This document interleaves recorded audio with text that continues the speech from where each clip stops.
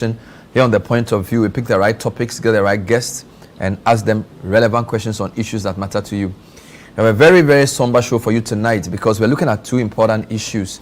I'm sure you know of the August 6th helicopter crash that took away 8 gallant Ghanaians. Well, the committee that was set up to investigate the cause of the crash released its report yesterday. Tonight, we are delving into highlights of the report and speaking to 3 people from 3 different perspectives on this report. Earlier today, thousands of young Ghanaians massed up at the El-Wak Sports Stadium to be recruited into the Ghana Armed Forces. The numbers were so huge, it led to a stampede, and as we speak, 6 people have died, all female. We're also informed that 12 of them are in fairly critical condition and 5 are in ICU. We'll look at the way the army in Ghana recruits its people and whether this tragedy calls for a change in the way we work. When we come back, we'll tell you who our guests are. Stay with me.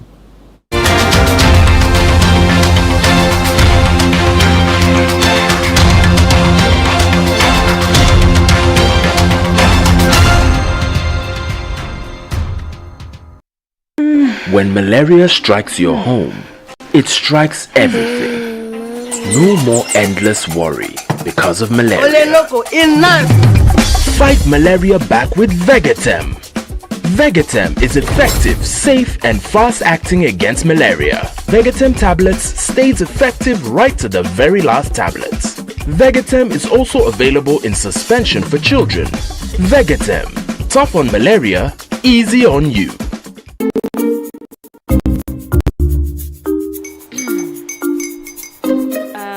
Kwame and his uncle are almost here. Wait a minute. This one too, your friend Kwame. Wait, Kwame. As in the same Kwame again? Yes, mommy. The second coming. Into all this tension just to reintroduce that broke boy from Kaswa. Why would you deceive the family like this again?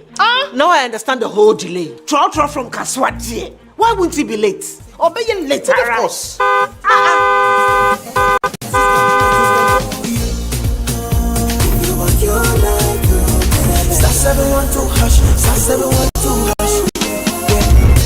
Be the luckiest, go be from Georgia, be luckiest. From not the cause she be luckiest. Me and you go be luckiest. No matter why you're luckiest. Everybody go be that luckiest. That's Kwame! Send your God up a boom. If you put it toy, so would the coming of the Son of Man be. Is that his car? Everywhere. Dial *712#. Choose your ticket. Enter your lucky number. Follow the prompts and let destiny handle the rest. This promotion is regulated by the NLA on the Caritas platform.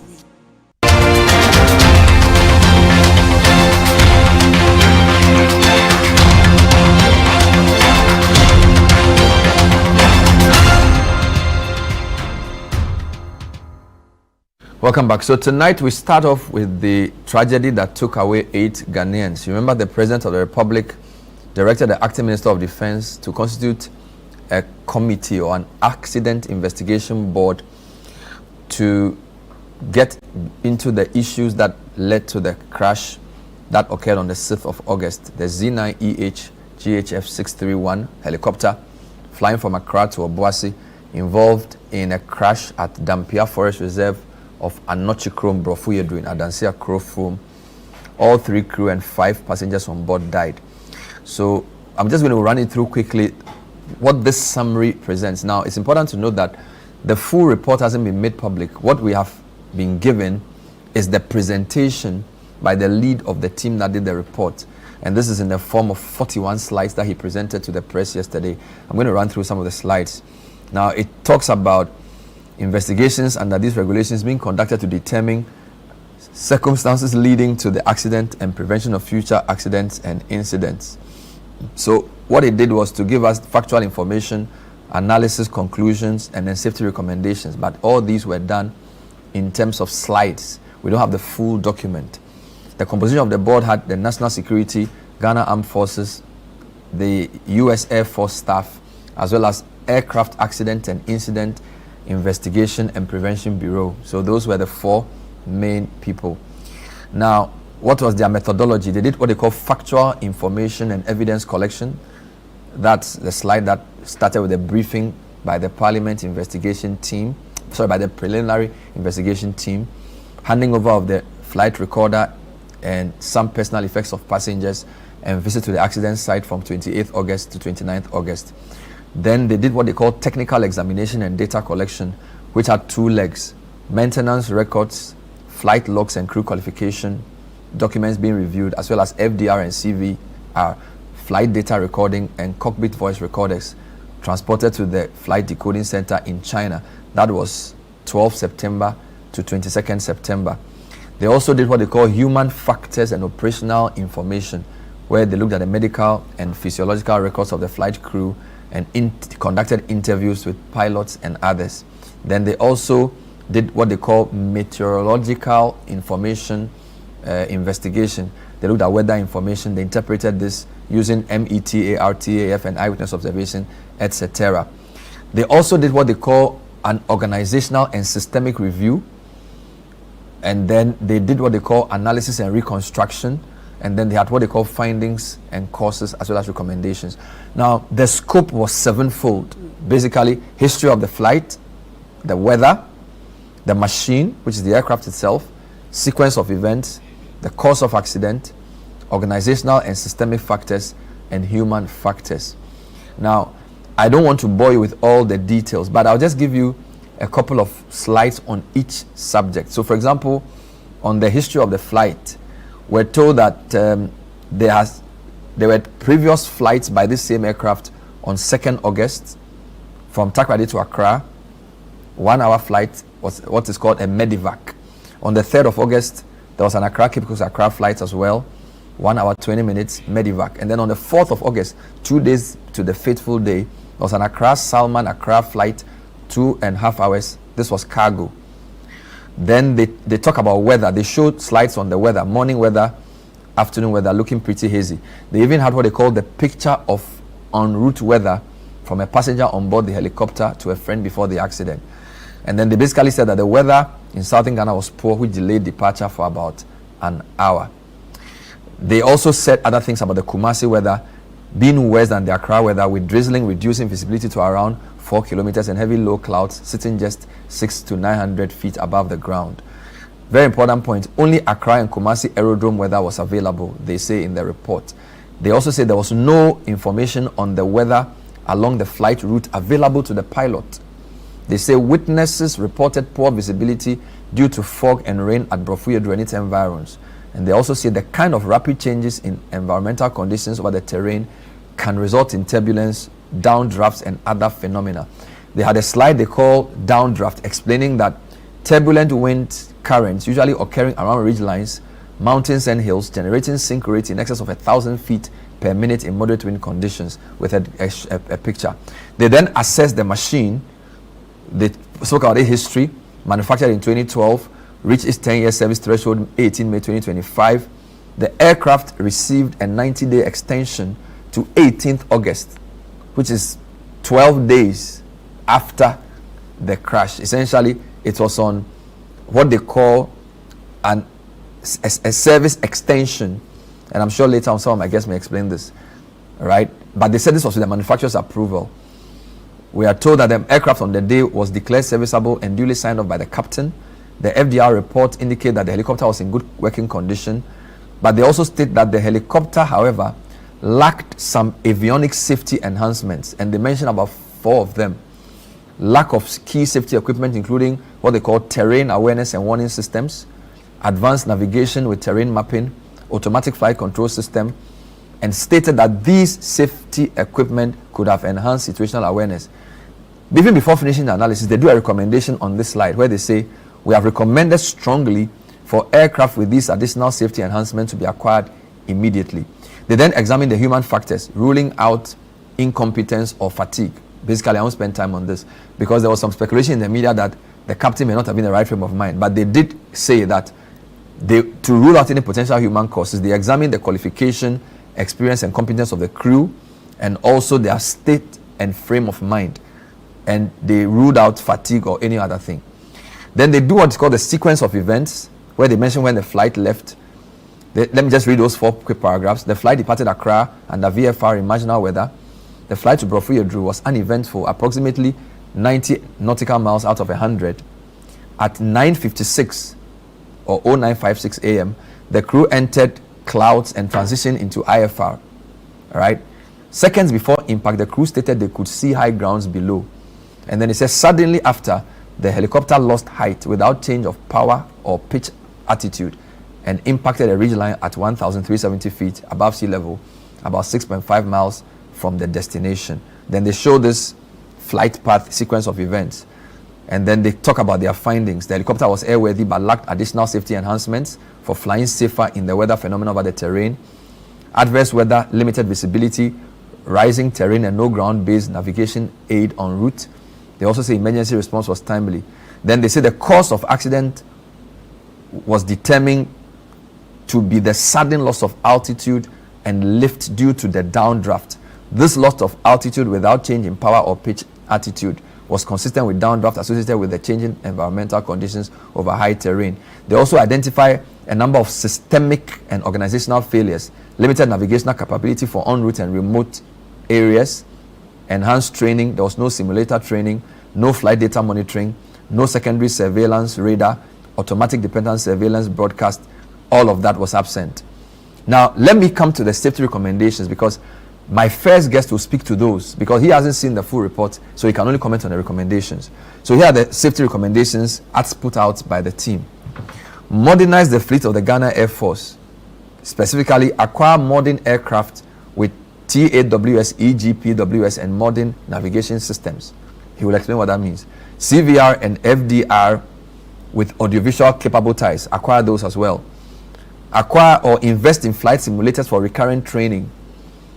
Contract certified aviation weather provider. Get en route navigational aids. Get flight data monitoring. Get en route tracking systems and ground support equipment. This suggests that all these things we do not have. So to help us appreciate what these recommendations mean, I have Associate Professor of Aviation and Aerospace Services based in the US, himself an experienced pilot, and also a flight crash investigator, Professor Kwesi Ajekum, to help us appreciate some of the nuances presented, particularly in the recommendations. Prof, thanks for joining us. By the nature of your work, I suspect you need to have seen the full report in text to allow you properly analyze this. Is this correct? Yeah, that is very correct. And thank you for having me on your show. And just a point of correction, it's aerospace sciences, not services. Aerospace sciences, forgive me. Aerospace sciences. Aerospace. I know there's a big difference there. Good. Yes, aerospace sciences. Wonderful. But having not seen the report, you notice I went through the slides that the team lead presented to us. Why is it important for people like you to see the full report? Yeah, it's very important because as a researcher myself, as an aircraft accident investigator who has been in their position, the background data is very important. Like I stated earlier, a couple of months ago, that as the investigation, it's a very thorough data-driven process. So the conclusions that is reached has to, you should be able to tailor it back to the underlying evidence. That's the data that was collected. And so, sort of, I'm hamstrung because if I don't have, I cannot appreciate the underlying data. I just have to take whatever was presented on face value. And that's why my commentary is sort of, I'm constrained just to comment on what was presented by the team because I've not gone through the underlying data. I mean, for instance, I would have loved to have gone through the transcript of the cockpit voice recorder. I would have loved to see the plotted charts of the parameters. We call it like the aircraft parameter plots. The power settings, the flight control positions, the speed, the orientation. I mean, these are very important data points that will be helpful for me to sort of correlate whatever the conclusions and the findings and the recommendations were with the underlying data. Notwithstanding, I believe that I should be able to pick up snippets and especially focus more on the recommendation because I think that's very salient and we can take it from there. Before we get to the recommendations, you notice that there was a slide which showed the scope And the scope, at least the summary of the scope, was history of the flight, weather, machine, sequence of events, cause of accident, organizational and systemic factors, and then human factors. How comprehensive are those, and how important is it to have all those legs into an investigation like this? Yeah, thank you very much. So I think, as I explained earlier on my chat with you in the aftermath of that accident, usually the first phase, we deal with collection of factual data, which the team did. And I know, and I've been in their position, it's a very thorough, painstaking job, and I would like to say a big thank you to all of them. And so you collect the factual data. These are things that are undisputable. I mean, it happened, and so you collect it. Yeah, of course, you do some interviews, we did it. And then, of course, another data point is the analysis of the data that was gleaned from the cockpit voice recorders and the flight data recorder. After all has been done, now you come to the analysis itself. This is where we normally use maybe an accident investigation model, or possibly what we call, taxonomies can help like that to classify. And in this case, I in my opinion, I think they were using what we call the 5M model. Okay, so because I heard them mention man-machine management, medium, which is the environment, and so I presuppose they use the 5M model, which is also one of the models out there for accident investigation. So looking at it, at least from the perspective of the slides, I think it's just in line with accepted practices, IQ and X13 practices. So one of the things we found out just reading the slides was that, of course, the aircraft had done flights on the 2nd, on the 3rd, and the 4th, which means basically it had done regular flights before the 6th. They obviously said the weather was bad, and we all knew this, and they said the weather near Kumasi was worse than the weather in Accra. They did state that even though the machine was cleared to fly, there had been an extension of its service, and I need to read that point, that the aircraft was manufactured in 2012, entered the service in May 2015, and reached its 10-year service threshold on 18 May, but received a 90-day extension to 18 August. Now, without prejudicing anything, what does this mean in English? If you say that an aircraft had reached its 10-year service threshold but received an extension with manufacturer's approval, does the threshold mean that it should stop working, or you need to bring it for servicing? Yes, so and I think the lead of the investigator also highlighted it that even within industry, normally if a machine is manufactured, you operate it in accordance with the specifications and the laid out maintenance schedule of the manufacturer, which is also approved by, of course, your regulator. In this case, the Ghana Air Force obviously is not under Ghana Civil Aviation Authority. We have our own maintenance standards. And so a lot of times within a period, after 10 years, the manufacturer, as part of its reliability and integrity systems, the manufacturer requires you to bring in the aircraft for what we call heavy maintenance. So they'll check the airframe, they'll check power plant, they'll check systems on board, and that is already pre-laid out. What normally happens is that maybe due to operational constraints, remember, as part of reliability, they give like a percentage of failure, a percentage of operational reliability. And so if, for instance, you want to extend the time that you're supposed to send it in for maintenance, you have to work with the manufacturer and undergo some specific criteria or checks. And that is where they will grant you like an extension. But normally the extension comes with some limitation, which means that if the aircraft has been given an extension, there are certain operational capabilities that nominally the aircraft cannot be used for. that doesn't mean the aircraft cannot be used. Let me give you an example. So, for instance, maybe you're using your car, is due for oil servicing, but due to some constraints, you cannot send in the car for oil servicing. Okay, that doesn't mean that the car needs to be shut down or you need to park your car.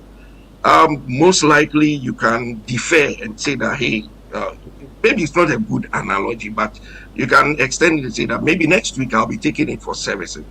That means that if you were supposed to, for instance, travel to Boko, most likely you will not use that car to travel from Accra to Boko. What you rather do is that, hey, you could use the car within your locality, within Accra, just get to work and back. So those are sort of the constraints I'm talking about. So yes, the extension is an industry practice. Even in the airlines, they do it all the time. They give extensions, but you have to work with the manufacturer. And if it's in the case of the civil world, most likely it also has to be looked at by your inspectors. So maybe your airworthiness inspectors to make sure that you are within the full compliance of the extension provided by the manufacturer. When I listened to the man who did the work and read the report, he basically cleared the human factors, because he said they ruled out any human cause, they examined qualifications and competence, they examined frame of mind. I think you mentioned this earlier in our interview, that's also important. They said the captain was qualified, the co-pilot was qualified, and to rule out potential human causes, they examined the medical and physiological records, and they found that all three were well rested, prepared, and professional.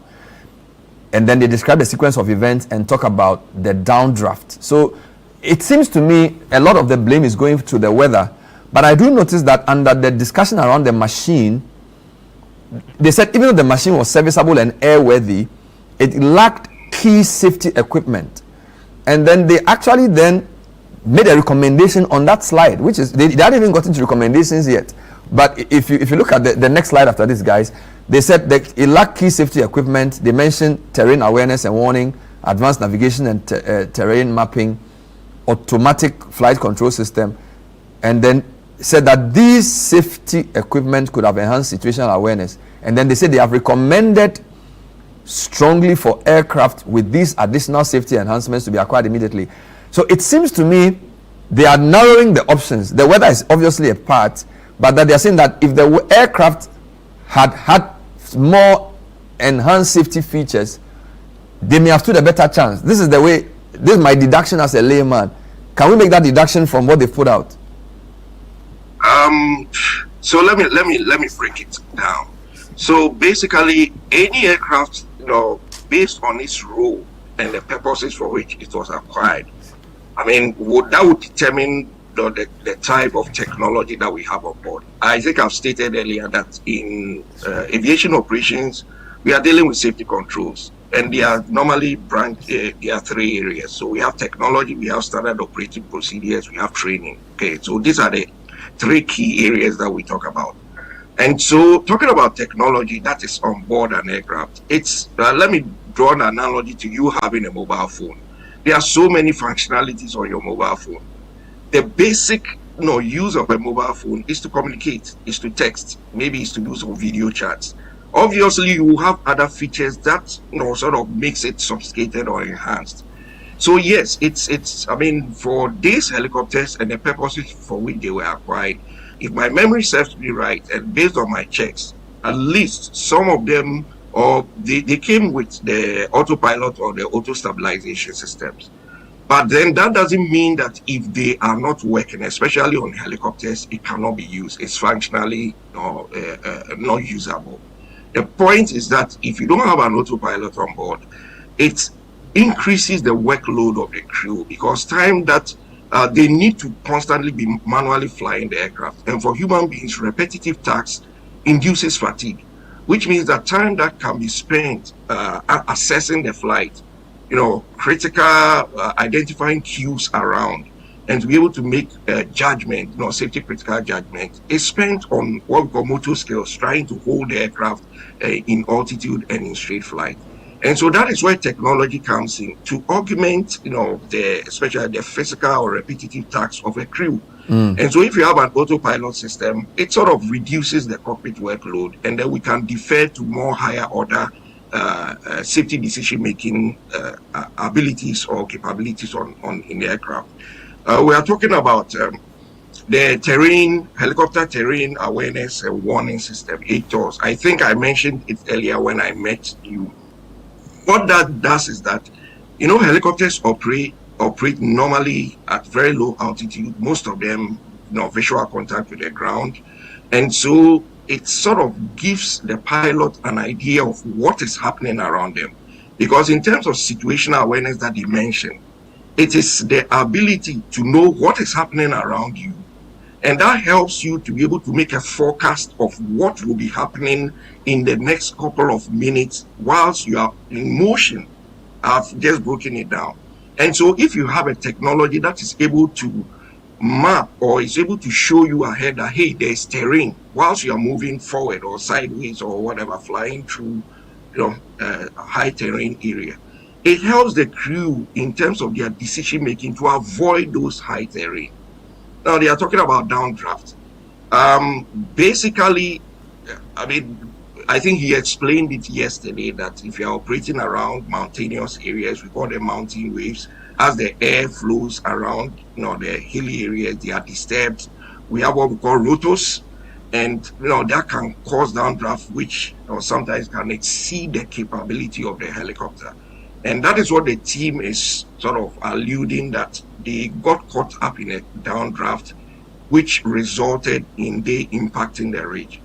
A little, probably area that I wanted clarification was that normally for an accident like this, the industry practice, we classify it as control flight into terrain. So I'm sort of scratching my head as to why the team decided not to use that term. Because from the narration that, they were flying, they inadvertently entered clouds, which is instrument meteorological condition, when they were supposed to maintain visual, flight throughs, that's visual contact with the ground. And they were trying, from my deduction, they were trying to get out of, that instrument meteorological condition. And in the process, they got caught up in a downdraft and impacted terrain. That is a classic classification of control flight into terrain. So maybe, like I say, if I had read the full report, then I'll be able to concur with them. But that's an area where, in my opinion, I think we may disagree. Because I would have classified this as control flight into terrain. But of course, I don't have the underlying data, so that's my opinion. And so this technology, they are great. If you have it on an aircraft, real-time, data, weather updates, as they suggested, automatic dependent surveillance broadcast, which shows position, altitude, and speed for flight following, both for the aircraft and for operational control command at the Air Force headquarters. It helps us to know where our aircraft is, because radar is limited. Radar is ground-based. So normally, due to line of sight and the need for the aircraft itself, the transponder to repeat and to get back to Accra, it can be limited. ADSB and for instance, is satellite-based. So anywhere, once you have an ADSB on board, even if it's a remote location without ground-based facilities, at least some level of tracking can be done. So that's an area where probably we may disagree. I see. For we, the laymen, when we saw advanced navigation with terrain mapping, automatic flight control system, and when we read that these safety equipment could have enhanced situational awareness, what we deduced is that if the aircraft was more modern and more equipped with these things, the pilot may probably have known earlier that he was closer to a ridge. Number two, it's possible that if there were some other things on the aircraft, it could have automatically reacted to the downdraft, because I'm told that this automatic flight control system, it's possible that it can still power the aircraft up if the downdraft is pulling it down. I'm not sure if that's something you can confirm.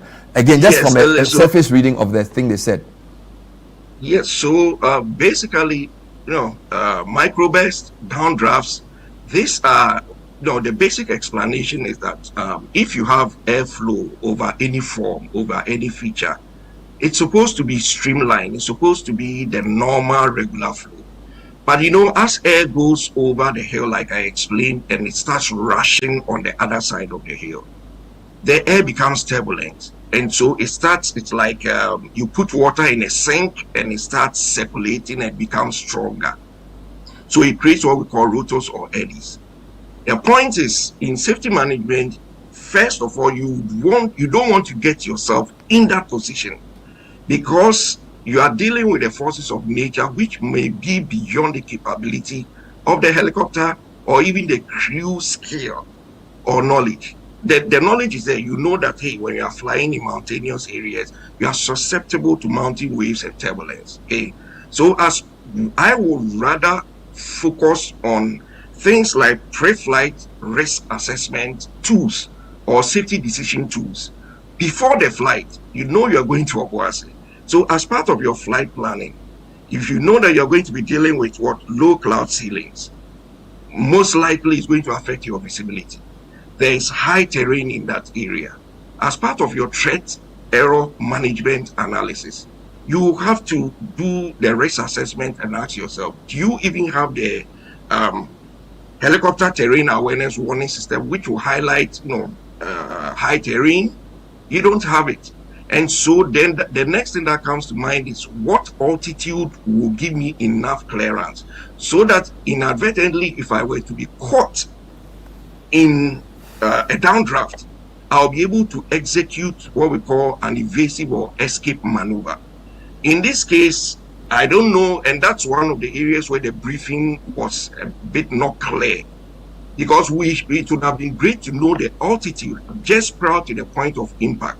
What was the altitude of the helicopter? What was the position, the orientation of the helicopter?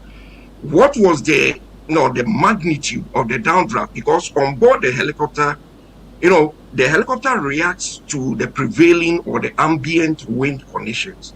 So it will be indicated, on board. The crew will have an idea that, hey, we have a tailwind, we have, a rapidly changing headwind. And so all those data will be captured on the flight data recorder. And that's why I wanted to have a look at it, the graphs. And that will influence, because you know that, hey,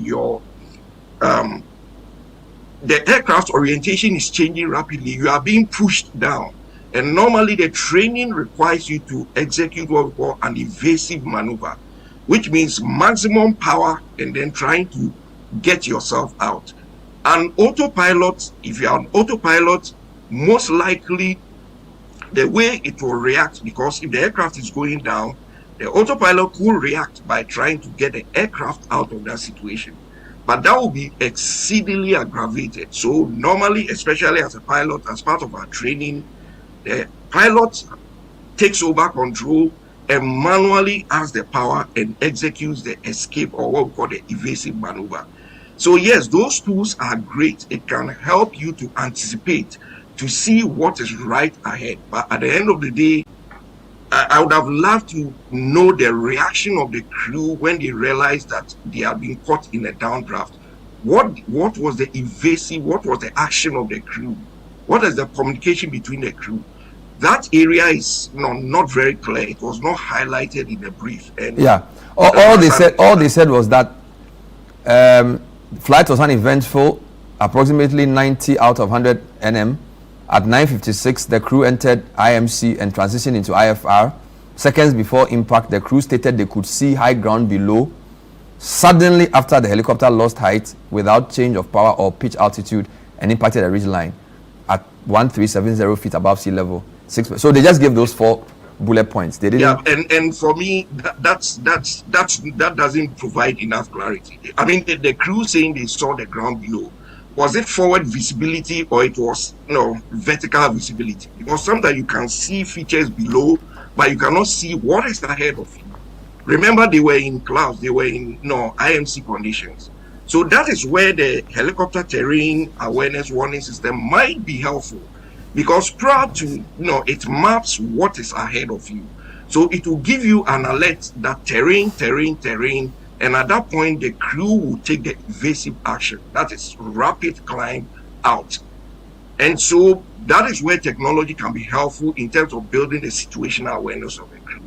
but the briefing is sort of short on the actions of the crew, the altitude of the aircraft, the magnitude of the downdraft, and whether the downdraft was such that it was beyond the capability of the helicopter, which rules out the fact that if, for instance, the downdraft was about 1,000 foot per minute or 1,500 foot per minute, that might exceed the climb capability of this helicopter. So obviously, even the most well-trained crew might find it very challenging to, get out of that situation. And that will lead, obviously, to the control flight into terrain. I still maintain, in my opinion, that this was a control flight into terrain. Wonderful. Let's end with the safety recommendations.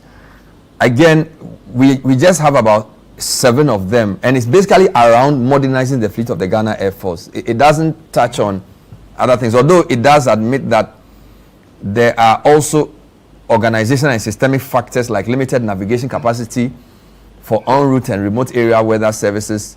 We need enhanced training like simulator and flight monitoring, data monitoring, and flight following surveillance radar.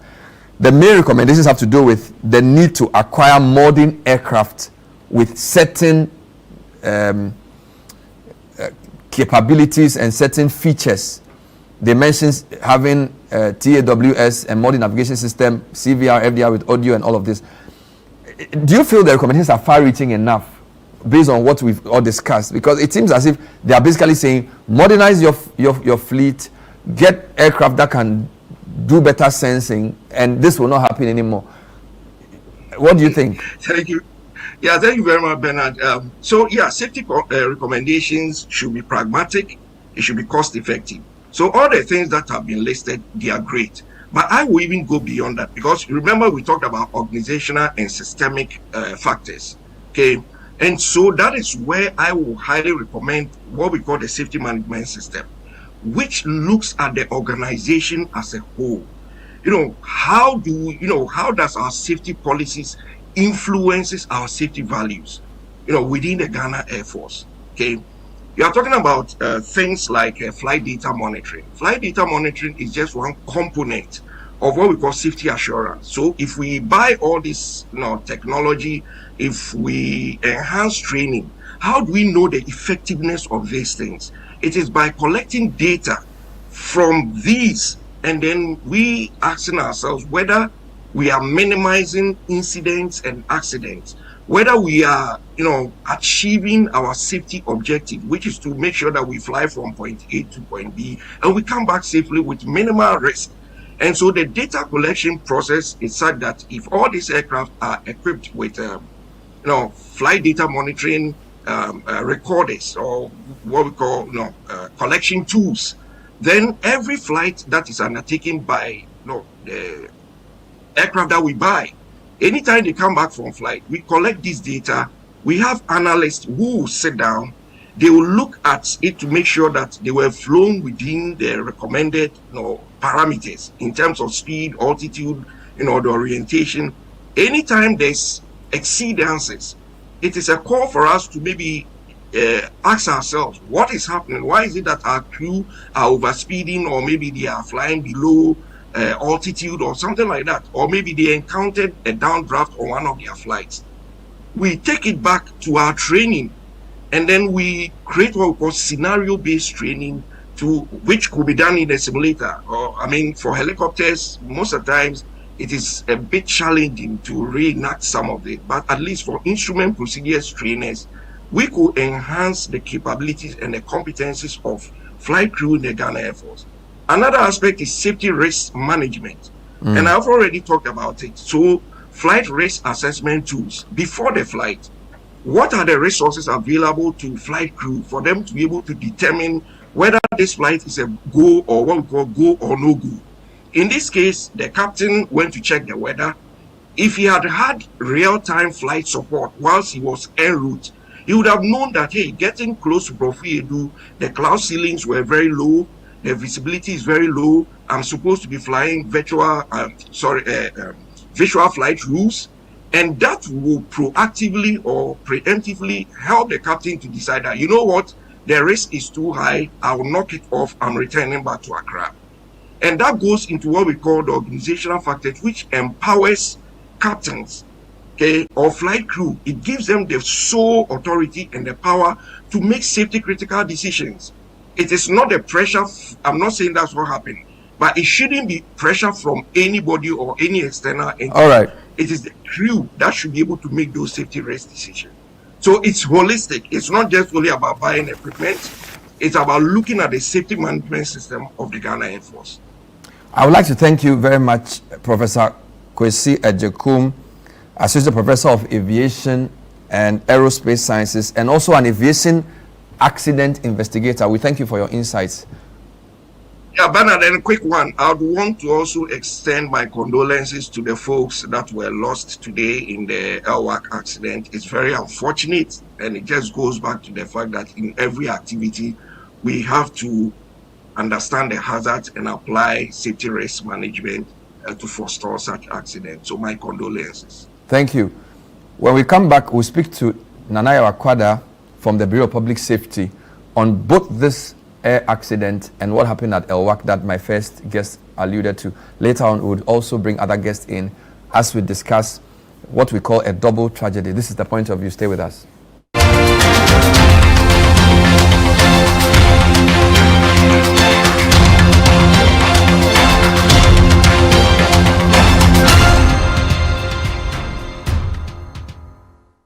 No matter where we wander, Africa always calls us home. And here in Ghana, Stanbic Corporate and Investment Banking, together with clients like Gensa Energy and Goldfields, is driving sustainable growth. The transition from fossil fuel to cleaner energy is quite imperative for the growth of a continent that we call home. We want to contribute to delivering affordable gas for industrialization in Africa. Stanbic is a bank that is focused on impacting lives, and Gensa has the same vision and mission. Having a reliable source of power has helped our business and our operations in a significant way. At Stanbic Bank, we bring businesses together, empower communities, and invest in the next generation. Stanbic Corporate and Investment Banking, driving growth, creating impact.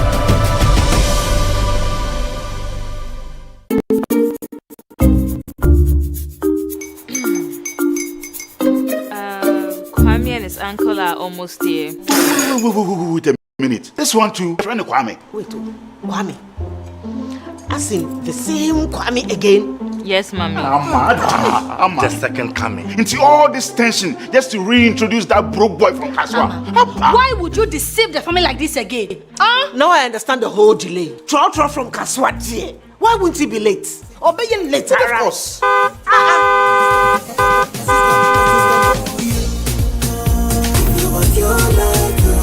Star 712 hash, star 712 hash. Yeah, you go be the luckiest. Coffee from Georgia be luckiest. From Natepia, cause she be luckiest. Yeah, you go be luckiest. No matter why you're luckiest. Everybody go be the luckiest. That's Kwame! Send your God the apple boom. If you put it at all, so would the coming of the Son of Man be. Hey! Is that his car? Dial star 712 hash. Choose your ticket. Enter your lucky number. Follow the prompts and let destiny handle the rest. This promotion is regulated by the NLA on the Caritas platform. This tote pays 3 salaries. This book keeps 2 children in school. This cream supports 5 households. Every product creates a job. Afro-quality. Buy African, build Africa.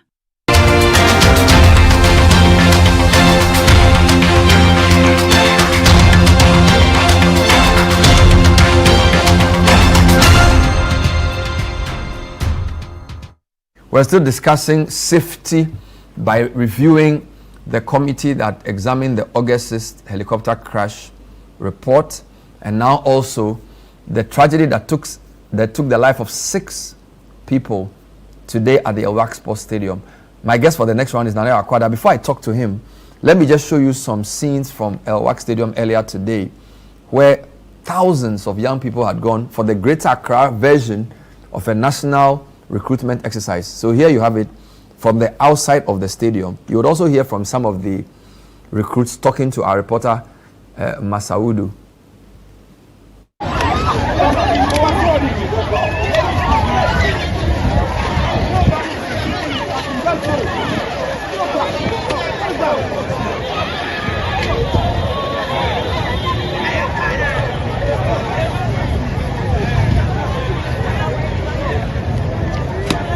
Around 11, that was 11 p.m. So now they haven't yet attended to me. Came here yesterday 11 p.m. Yes, I was here around 11 there. Yeah, they haven't attended to me. And you've been waiting throughout 11 p.m. yesterday? It's almost 11 p.m. It's almost 12 o'clock now. Yeah, so you can just imagine the kind of stress I've been through. Yeah, still no one is attending to it. So, what have they been saying? What have the military been telling you? Oh, they are just trying to let us be in another whereby they can just pick a group of people, then they'll just go and do their own for them. So since morning, some of us will just be on the sun. We are unlucky. Let me put it that way. We have been unlucky, so they haven't called us yet.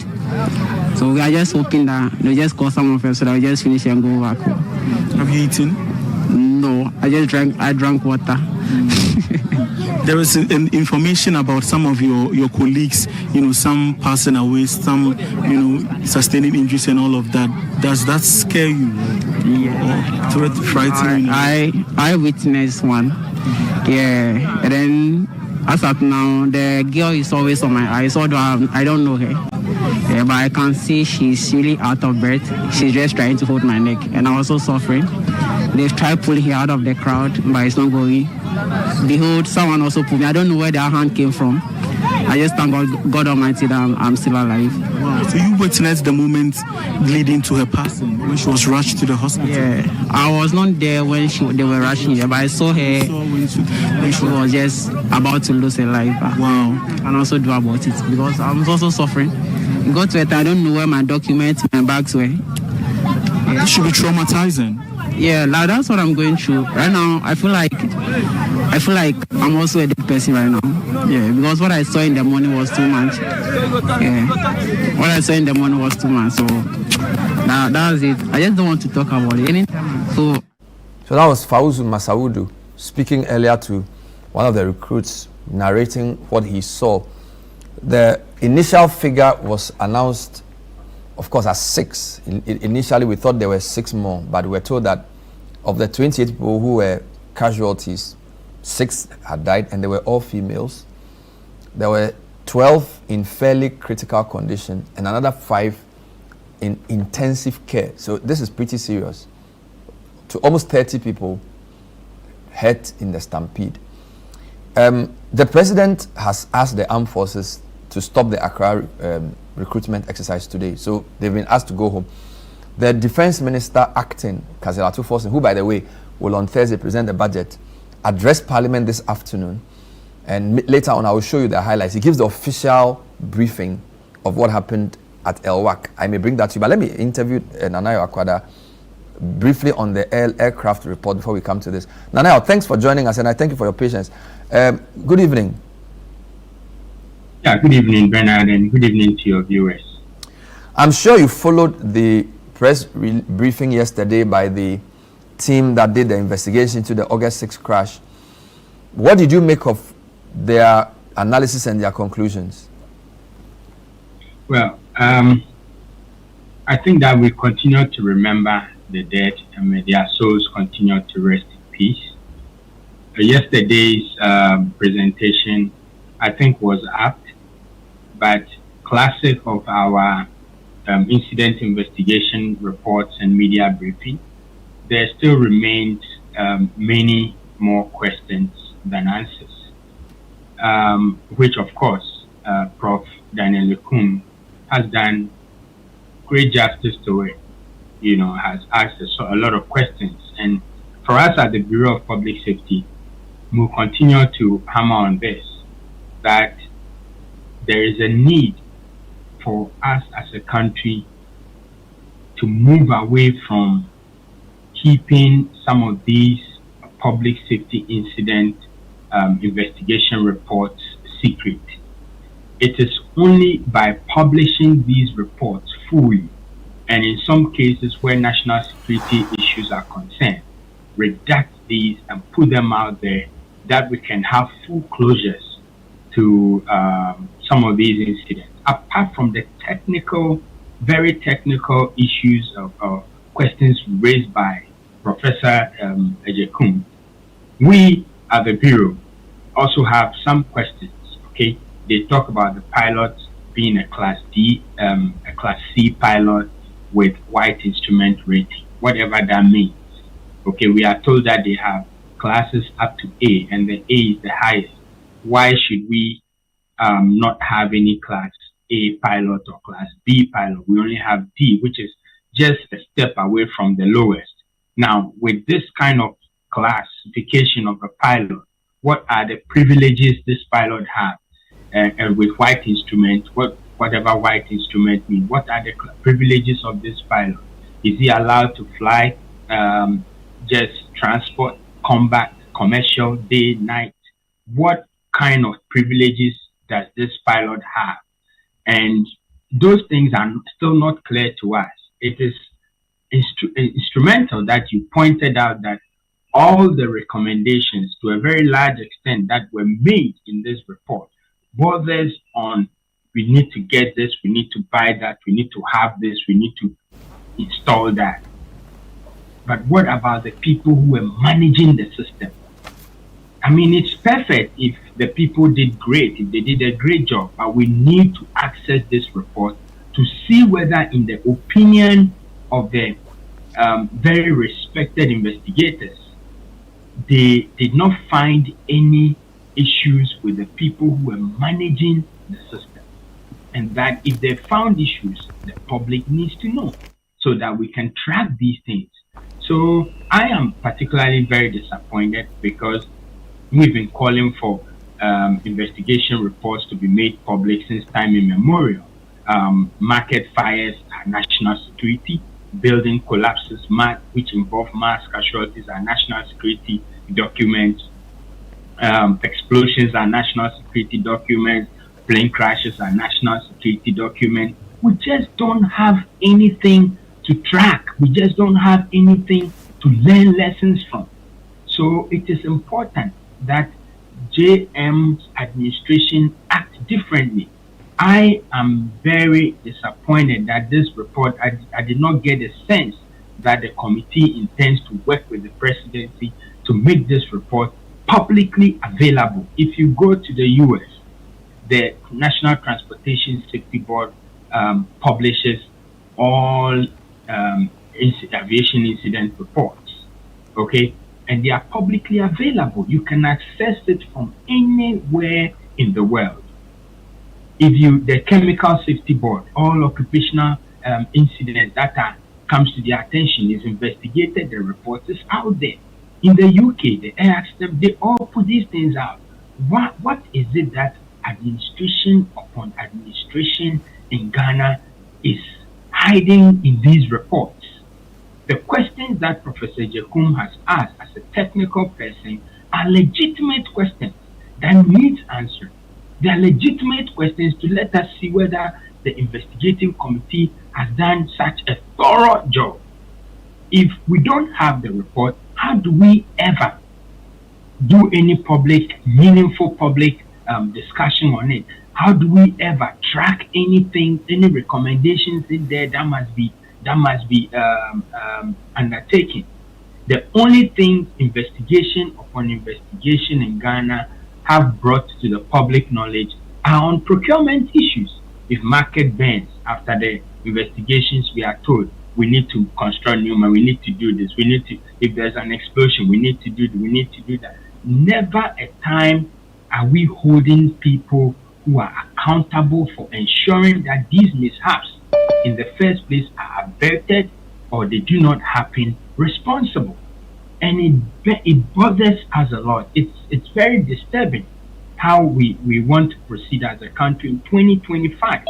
So there are questions hanging around the neck of the investigation committee, and I believe that if they work with the presidency to publish this report in its full form, the public will be most appreciative and we can move forward with this. Wonderful. So beyond the press briefing that was done to give highlights, you think the full report needs to be out so that you and other technical people can study it to understand the sequence and the logic behind the conclusions and the recommendations, correct? Absolutely, Bernard. You see, in order to build a safe society, it is a joint effort by the public, the industry players, the experts, and government. Okay. In a situation where none of us can participate in this meaningful, we always get shortchanged. And that is evident in what we have seen in the last decade. Nobody is holding anybody accountable, because where the accountability really lies is shrouded or is kept secret from the public's eyes. All right. And from Let me take Colonel Festus Abuaji's view on this before we come to El-Wak. Colonel, thank you so much for your time. I know you've had a very busy day today. So my two first guests, the first one, you know him from the previous program, Professor Ejekum. He says he's constrained in commenting fully on what was presented to the media yesterday because he would have loved to read the full report.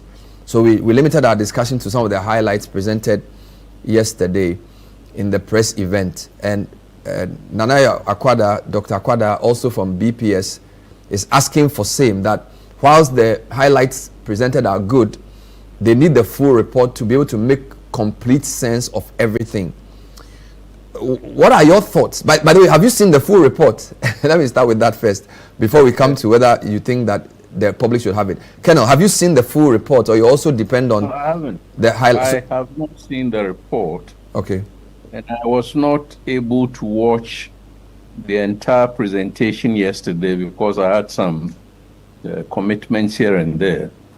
Now, since then, I've seen snippets of it, especially on social media. Okay. We deserve, as Ghanaians, as a country, we deserve to see the report beyond the presentation, because this is a public interest issue. The lives that have been lost, have affected, the loss of lives have affected several people and several organizations, and raised fundamental issues about our preparedness, in terms of emergencies, and then our preparedness to reduce disasters. If I stay on that point, where Captain Fojo emphasized the downdraft and suggested that it was attributable, or the contributory factor was the weather, I had raised issues about the weather in the paper that I wrote. First of all, the weather was inclemental. It was foggy, at least in the impact area, and for a greater part of southern Ghana. It was drizzling. The cloud base was low, up to 600 feet. Visibility had reduced from the standard 5,000 for helicopters to 4,000. So therefore, what we know is that this flight was authorized under special visual flight rules because the weather was marginal. That raises questions about whether indeed the flight should even have taken off, should have been executed. We need to answer that question. The information that has been adduced in the presentation does suggest that the flight should not have taken off. And I've heard from other snippets that the plane dropped height several times before the impact area because the pilot was trying to avoid the clouds. Now, if you had a cloud base of 600, for instance, and I think Professor Giacomo will say that, you need a clearance of about 1,000 feet. So you need to climb up 1,600. Then you enter Norfolk. The alternative is to descend. Now, the descent happened to be in an elevated area where the Dampier rainforest had a peak of 1,260, and the impact point was about 825 feet. So the descent was not an option. But because I think Professor Ajiku might have mentioned it, the pilot might have been suffering from this spatial disorientation. The best option, in the absence of the instruments that were not available on the flight, was for him to descend. And that descent coincided with the forest range, and then we had the impact. So that's an issue. I think I've read somewhere too that the flight was delayed. Yes, so they delayed for an hour for takeoff. They were to take off at 8 o'clock, but they had to take off about 12 minutes past 9 because of inclement weather. And by the way, on the point about the descent, what Professor Jekum said was he also wanted more information on the exact same thing you were asking, because he felt like it was a controlled flight into the... That's right. Yes, so he feels like the explanation of the downdraft alone, he thinks more details are needed, which is why the full report will be necessary, because you are raising similar issues around the way the conclusion is that, well, because of the downdraft, the thing just came down suddenly. There needs to be more information about how it actually came down and what really the pilot tried to do. So that's a fair point. But it seems as if the conclusion is very quick on we need to modernize the fleet, which may be great, but Mr. Akwada is saying that it seems like a lot of times when there's a disaster, we tend to go for the procurement solution. So there's a market fire, let's build new markets. There's an aircraft accident, let's buy modern fleet, without looking at maybe the possible institutional or human or other things that need to be repaired as well. Do you share that view? Indeed. In my paper, I made reference to a subculture that we call the president must go. In other words, the need, the agency for the Ghana Air Force to fly executive flights, that need, that agency overrules all the operational considerations. So even if, and may he so rest in peace, Squadron Leader Alana made that aeronautical decision that I think Professor would have explained. In a way, he made it under pressure, saying that, okay, I'm going to try to fly the mission, knowing very well that he was going to encounter several obstacles as a result of the inclement weather. Now, let's recall that on 6 August, in the southern part of Ghana, 2 other Z9 flights for some civilian institutions, at least one including VRA, had to abort. One landed and aborted completely. The other one landed and then after a while continued. All of this adds to the idea that the question is, should that flight have been executed? Should it have been flown? And I'm suggesting that, given what we know, we should have overruled that culture of the institutional culture of the president must go. But be that as it may, it's happened. Secondly, some have referred to the helicopter as a skeleton, the skeleton in the air. It may be the most accurate analogy for describing the helicopter. Can you imagine that a president of Ghana drives around the country in the type of Isuzu that Uber uses? Can you imagine? So the fact that we must fly the president in a helicopter does not mean any helicopter whatsoever.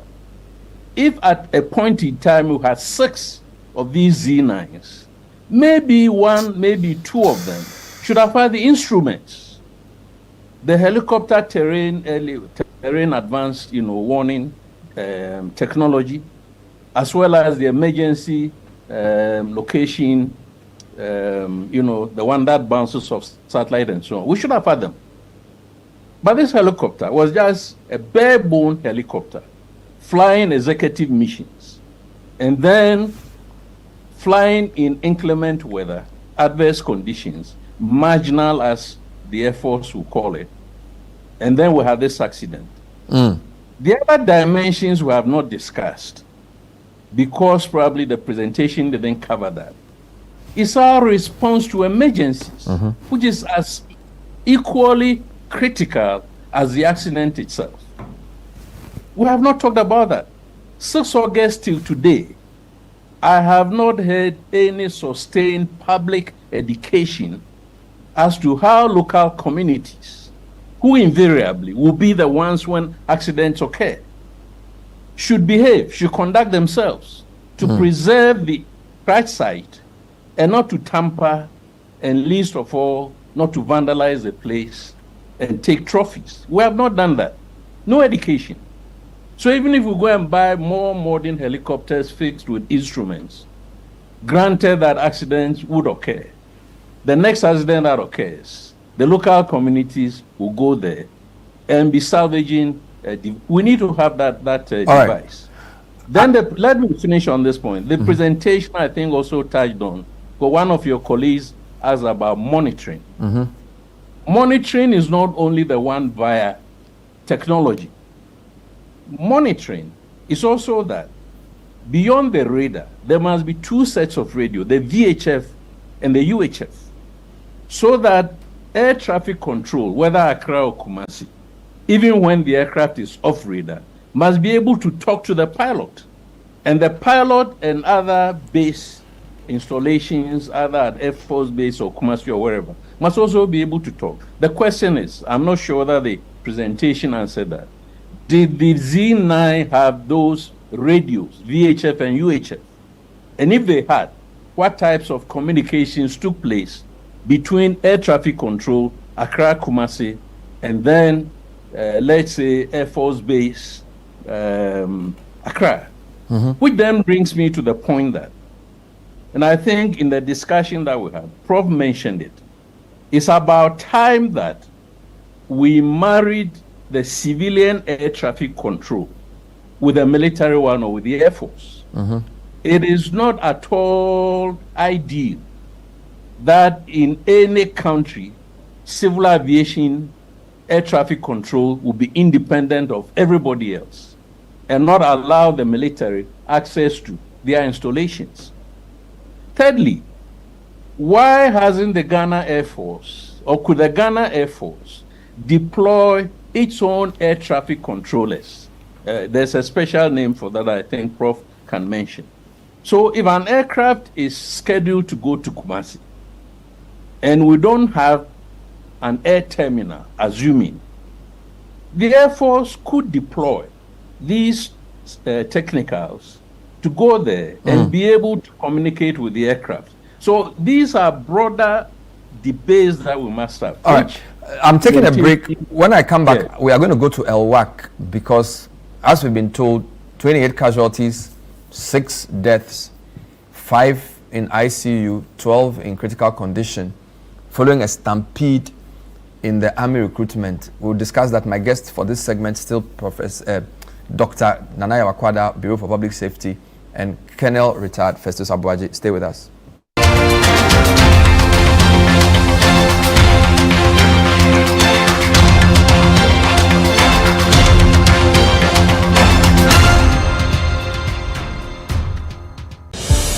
Distinguished ladies and gentlemen, please welcome the winner, President and Chair of the Board of the Trade Finance Bank of Africa, Afri-Exim Bank, Professor Benedict O. Rama. In navigating financial challenges in our region for sustainable development, when we look at challenges, we also know that challenge is one side of a coin. You have challenges, we also have opportunities. And that is why Afri-Exim Bank has grown the fastest in times of crisis. I also thank organizers for considering me worthy of this prestigious award, which I will cherish all through my life. The Africa Prosperity Champions Awards APCA and Presidential Gala Dinner unites visionaries from heads of state, business leaders, social change makers to innovators to celebrate African excellence in order to encourage a new generation of leaders. More than an awards ceremony, this event declares that Africa's narrative is one of triumph and prosperity. We celebrate a new story where African solutions guide us forward. Each honor exemplifies the vast potential of our continent. The 4th edition of the Africa Prosperity Champions Awards and Presidential Gala Dinner takes place on February 6, 2026 at the Kempinski Gold Coast Hotel in Accra, Ghana. To attend, you may contact +233 536 098325 or send an email to protocol@africaprosperity.network. You may also visit africaprosperitynetwork.com for your tickets now.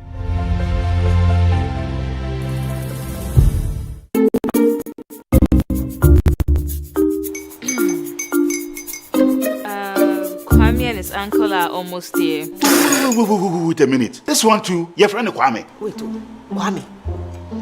As in the same Kwame again? Yes, mommy. I'm the second coming. Into all this tension just to reintroduce that broke boy from Kaswa.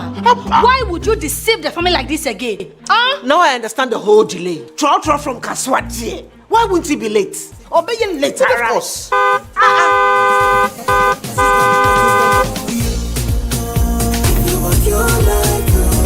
Star 712 hash, star 712 hash. Yeah, you go feel the luckiest. Coffee from Georgia be luckiest. From Natepia, cause she be luckiest. Yeah, you go feel be luckiest. No matter why you're luckiest. Everybody go be the luckiest. That's Kwame! Send your God the apple boom. If you put it with a so would the coming of the son of man be. Is that his car? Dial star 712 hash. Choose your ticket. Enter your lucky number. Follow the prompts and let destiny handle the rest. This promotion is regulated by the NLA on the Caritas platform.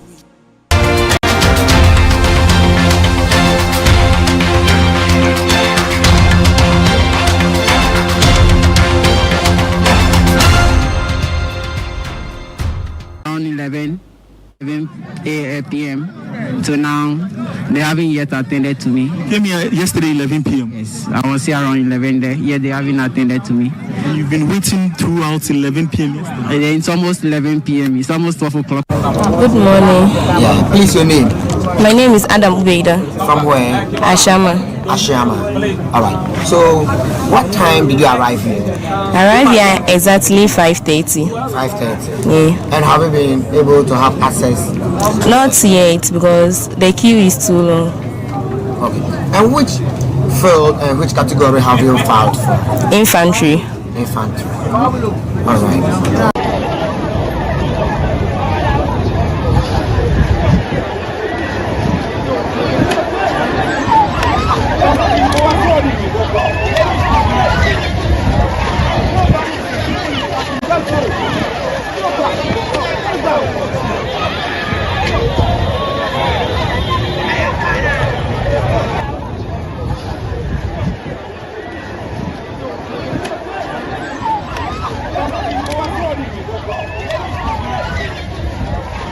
So the last shot of the vehicle driving was taken around 5 a.m. The earlier shot was in the afternoon around midday, and we had interviewed some of the people there. Let me come to Dr.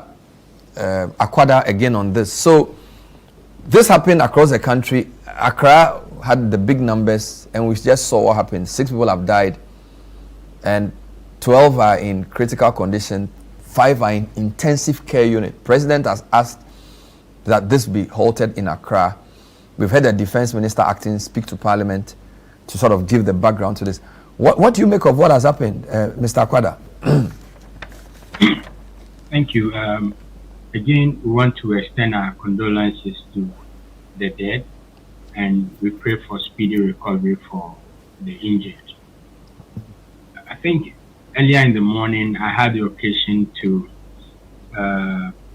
discuss this issue with the Vice Chairman of the Parliamentary Defense committee on another sister station where I called for the exercise to be suspended and also investigations to be done, possibly an independent one. And then once again, the report made public.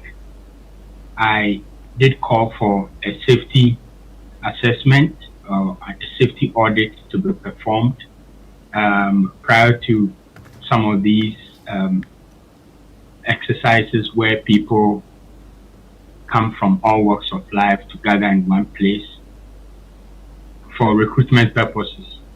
It's about time that we actually develop the manual for these exercises.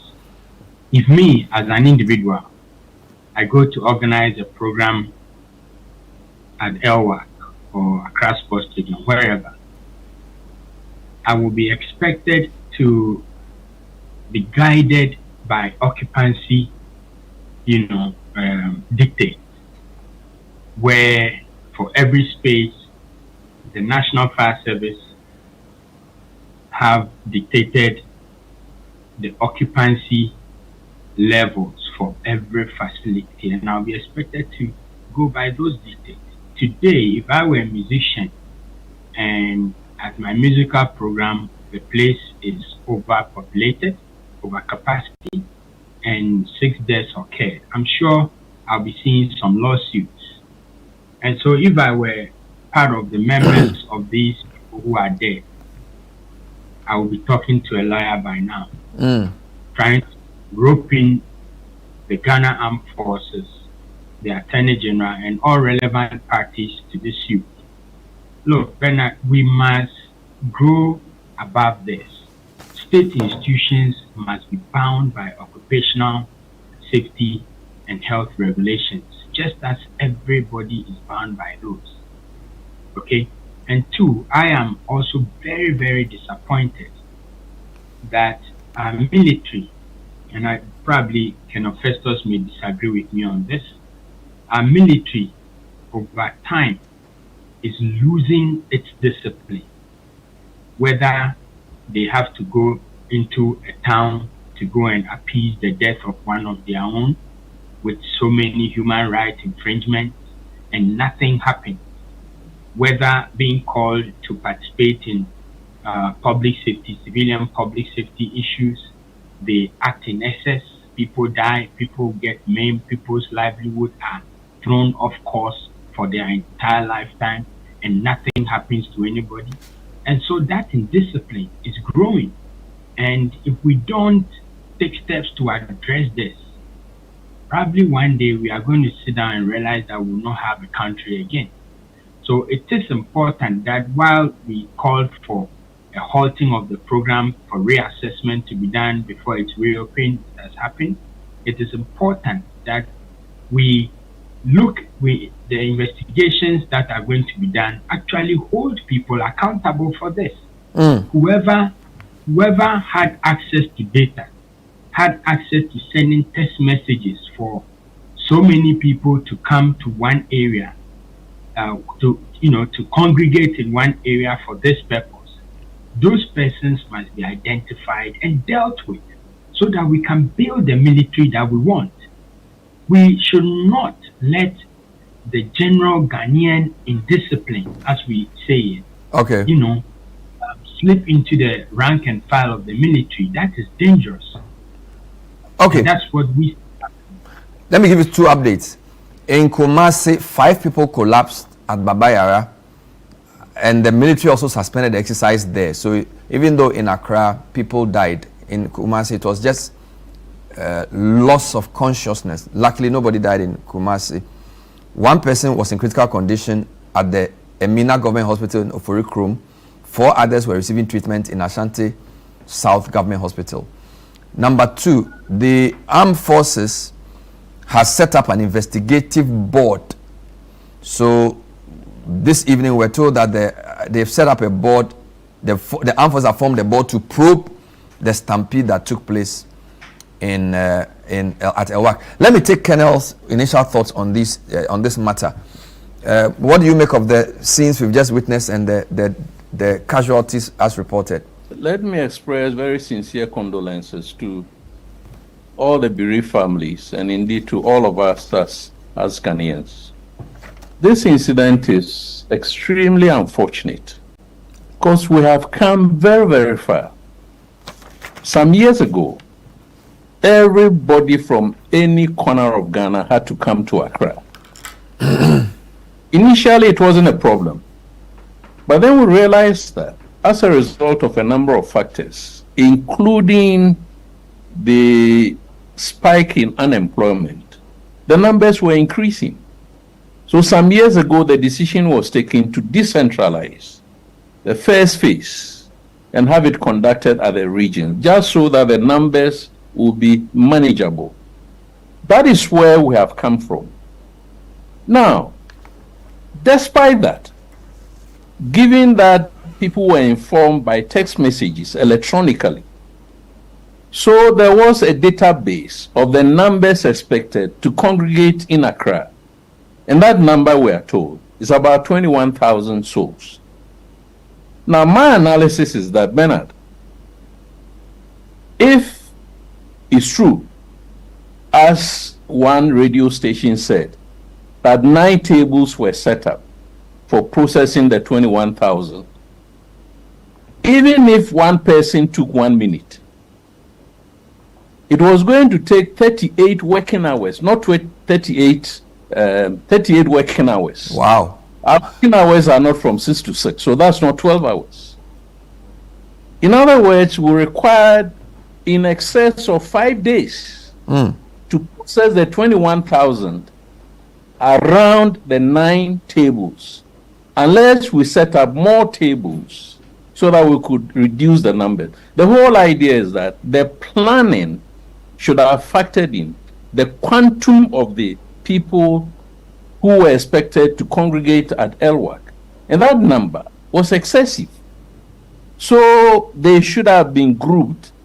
Monday, X number to X number should arrive by text message.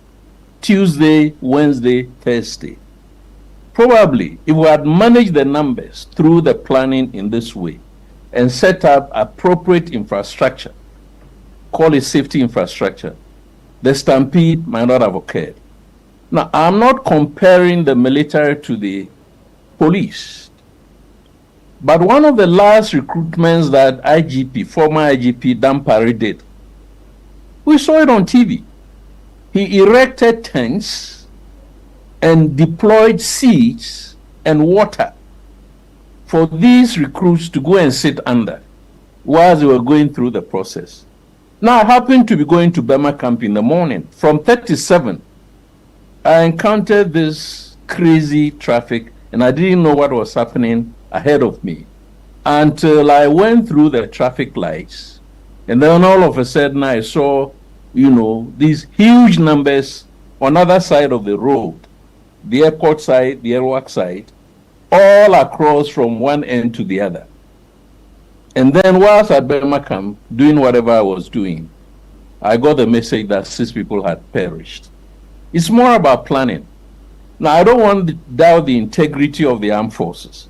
So yes, there must be investigation. I think the armed forces must be credited with the honesty to do an honest job and investigate the circumstances under which the stampede occurred. And stampedes occur around bottlenecks when large numbers of people want to go through a small opening or avenue. We need to come to the bottom of that so that we can find the remedies to that. But we have got experiences behind us. This thing should not have happened in 2025. It shouldn't. Given that we even resorted to the use of technology. So it's an accident that must happen, but we need to, get to the bottom of it. And as the president has said and the minister has said in Parliament, the event has been suspended, and then a new dates also will be announced. And I hope the new days will spread the numbers across several days and not asked 21,000 people to come back to, Accra.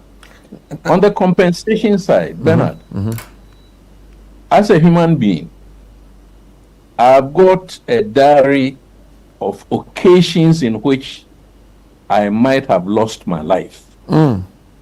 One driving a military vehicle that we call the Pin Squad.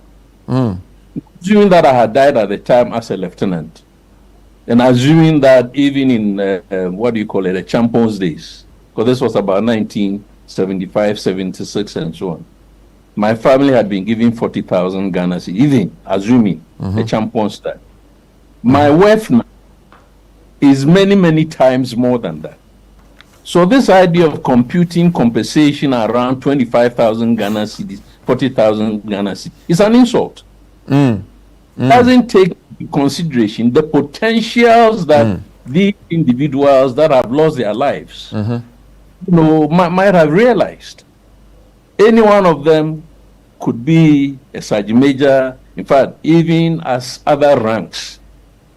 In fact, these were going to be, I don't know whether officers or whatever, but even as other ranks, some of them could leave and go to university and come back, become officers, and one day be very high-ranking persons. So those who are going to look at the compensation must factor in the total loss to the families that are bereaved, and not this funny figure, 40,000 Ghana cedis. When every 4 years MPs go and take, I don't know, is it 600,000, that kind of stuff, Let's avoid compensation by getting the mechanisms right, and then everybody goes home happy. 6 female soldiers, bereaved. I'm not saying the women are the weaker sex, whatever, but whatever the situation was, is the 6 who have died are females. Yes. That makes it more tragic. Yeah. Thank you for your time and your insights, Colonel Festus Abuaji, and also Dr. Nanayo Akwada. Earlier on, we also had Professor Kwesi Ejekum. We've been unpacking 2 issues. The August 6 helicopter crash report, we've discussed that, and also the recruitment to the armed forces and the tragedy that occurred earlier today. May the souls of all the departed rest in peace. And may those who are in critical condition and those who are unwell receive speedy recovery. Thanks for watching. We'll see you next time. Bye-bye.